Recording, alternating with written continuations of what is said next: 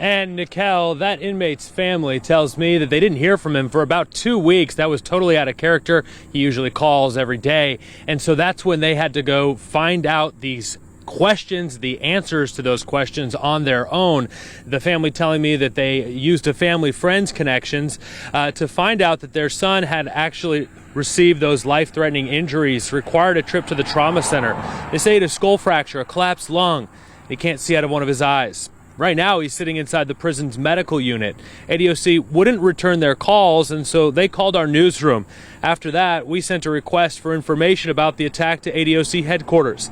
Family says the warden from Limestone called them directly about 12 hours after our newsroom emailed their headquarters. Tonight, that inmate's family says they don't think ADOC is doing enough to stop the increasing violence inside Limestone Correctional Facility.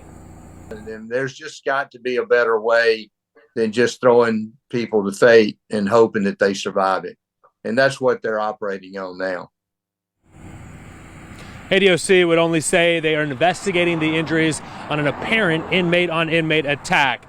This just part of a trend, a rising trend of violence inside this facility here in Harvest. According to current employees who spoke to us off camera, they tell us that these attacks are occurring almost daily inside.